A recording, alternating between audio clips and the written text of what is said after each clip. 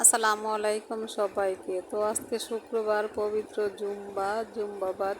সবাই তো আজকে ভালো মন্দ খাইব।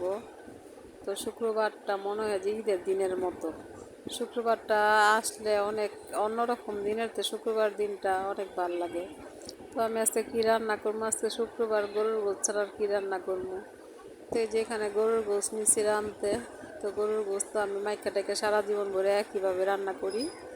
তো আমি গরুর গোশতের মধ্যে আমি পেঁপে কাটটা নিচ্ছি, আলু কাটটা নিচ্ছি, 3-4টা আলু দিছি, একটু পেঁপে দিছি। তো অনেকে মনে করবো যে মহিলা এত আলু দিছে, পেঁপে দিছে না। আমি 3টা আলু নিচ্ছি আর অর্ধেক পেঁপে নিচ্ছি, একটা বেশি 3 ভাগ নিচ্ছি, 1 ভাগ রেখে দিচ্ছি পেঁপে। তো পেঁপেটা দিলে আমার কাছে ভালো লাগে, আমি পেঁপে পছন্দ করি গরুর মাংসর মধ্যে। যে সবাই মনে করবেন যে এত আলু পেঁপে, এত আলু পেঁপে না, পেঁপে এখানে একটার 3 ভাগ দিচ্ছি আর 4টা আলু দিচ্ছি। আলু আমার ছেলেরা পছন্দ করে। তো আমি যে কষায় মশায় আমি পেঁপে আর আলু দিয়া দিলাম, একবারে দিয়েছে ঝোল দিয়া দিলাম এক তরকারি। দুপুরে আমগো গরুর গোছ হলে শুক্রবারে কেউ ডাইল খায় না, তো আজকে ডাইল রান্না করি নাই।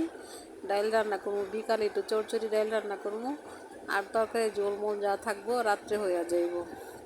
জিরা দিয়ে দিলাম, দেখেন তরকারিটা কত সুন্দর একটা আসছে, কালার আসছে। তো এখানে আবার এই যে লেবু আর পেঁয়াজ কেটে নিচ্ছি। এখানে আবার ছেলে দই আনছে, টক দই আমি পছন্দ করি।